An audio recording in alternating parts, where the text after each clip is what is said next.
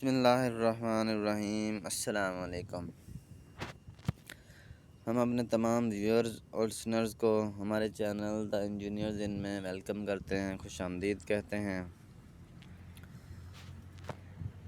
आज की वीडियो का टॉपिक है हमारा व्हाट इज़ एमईपी। एमईपी क्या है? दुनिया में बहुत सारे डिसिप्लिन और फील्ड्स हैं, जैसा कि ऑयल एंड गैस है, कंप्यूटर साइंसेस है, एआई है, डाटा साइंस है, मेडिसिन है और भी बहुत सारी हैं। लेकिन अगर कैटेगोरिकली हम कंस्ट्रक्शन फील्ड की बात करें तो कंस्ट्रक्शन फील्ड के अंदर जो है एक टर्म बहुत ज़्यादा यूज़ होती है, एमईपी। और एमईपी जो है वो एब्रीविएशन है मैकेनिकल, इलेक्ट्रिकल और प्लम्बिंग का। These are the three technical disciplines that commonly develops the system that makes building interiors to be suitable for human use and occupancy। ये तीन टेक्निकल डिसिप्लिन हैं जो कि मिल के एक ऐसा सिस्टम बनाते हैं जो कि किसी भी बिल्डिंग के इंटीरियर को ह्यूमन ऑक्यूपेंसी के लिए कंफर्टेबल बनाते हैं। एमईपी सिस्टम जो है वो एम्प्टी स्पेसेस या रूम को कंफर्टेबल स्पेसेस में चेंज कर देते हैं, जो कि लिवेबल होती है, कंफर्टेबल होती है, सूटेबल होती है ह्यूमन ऑक्यूपेंसी के लिए। अब चाहे वो 50 स्टोरी बिल्डिंग हो या फिर छोटा सा घर हो। जैसे अगर हम घर की कंस्ट्रक्शन करते हैं तो हम फ़ौरन तो उसमें शिफ्ट नहीं हो जाते हैं जब तक कि उसके अंदर इलेक्ट्रिकल का सिस्टम इंस्टॉल ना किया जाए, पानी का सिस्टम इंस्टॉल ना किया जाए, वाटर सप्लाई का, हीटिंग या कूलिंग का कुछ सिस्टम इंस्टॉल ना किया जाए, तब तक हम उसके अंदर शिफ्ट नहीं हो सकते, क्योंकि वो लिविंग के लिए कंफर्टेबल नहीं होता, हम वहाँ पे आसानी के साथ नहीं रह सकते। MEP में पहला है mechanical. The mechanical design elements of A building, most specially the heating and cooling system, helps make life inside more comfortable. अब मैकेनिकल के अंदर स्पेशली जो है वो हीटिंग और कूलिंग सिस्टम को हम डिज़ाइन भी करते हैं, इंस्टॉल भी करते हैं। फायर फाइटिंग आल्सो भी आती है इसमें, लेकिन वो हम ऐसा ऐसा नेक्स्ट वीडियोज़ के अंदर सेपरेटली उसको डिस्कस करेंगे। अब हमें पता है कि वेदर की जो ओरिएंटेशन है वो ना चेंज होती रहती है, कभी समर्स कभी विंटर्स। अब वेदर की ओरिएंटेशन के लिहाज से हमें इनसाइड जो है वो कंफर्टेबल रखने के लिए भी कभी एयर कंडीशनर की ज़रूरत पड़ती है, कभी हीटर्स की ज़रूरत पड़ती है। जैसे कि अगर हम समर में रहें तो समर में हमें जो इनसाइड है वो कूल और ठंडा चाहिए होगा, तो उसके लिए हमें एसी ऑन करना पड़ेगा। विंटर्स के अंदर हमें हीटर्स ऑन करना पड़ेगा। तो ये सब सिस्टम जो है वो मैकेनिकल के अंडर आते हैं। फिर दूसरा सिस्टम है इसे electrical. The electrical system in building keeps the lights on, keeps our devices powered and keeps other system running.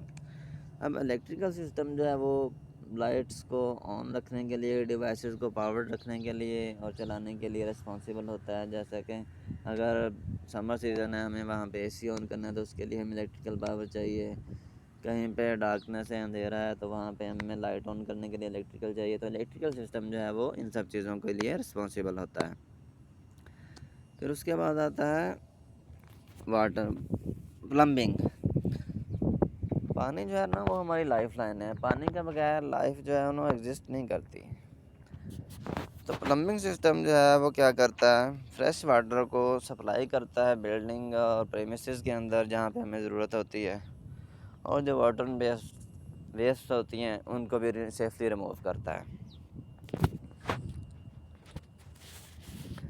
MEP system में डिटेल्स में हम स्टार्ट करेंगे प्लम्बिंग सिस्टम को, फिर 1 बाय 1, फिर इलेक्ट्रिकल, फिर मैकेनिकल। वो आहिस्ता आहिस्ता वक्त के साथ साथ नेक्स्ट वीडियोस के अंदर हम डिस्कस करते ही जाएंगे। तो अभी हम स्टार्ट करेंगे प्लम्बिंग से।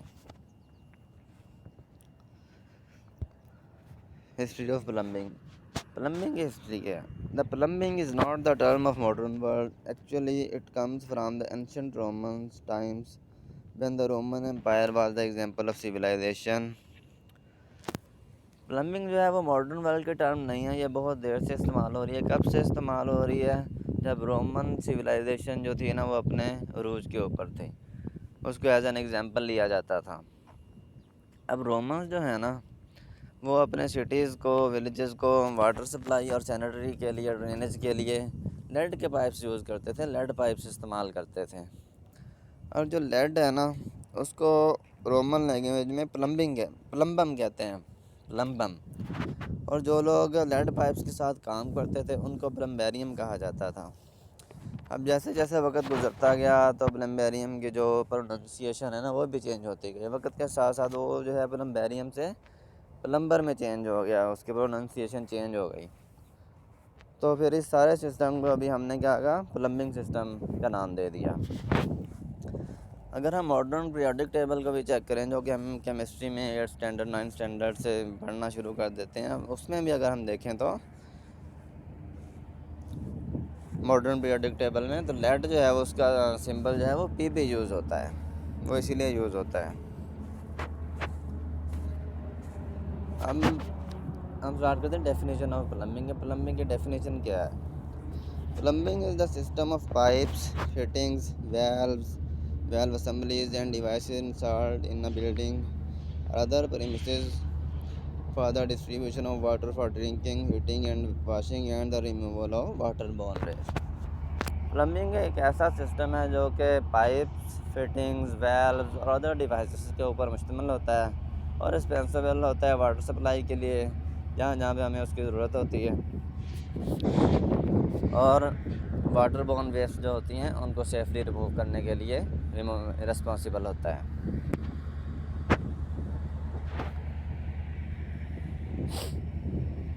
Division in plumbing system.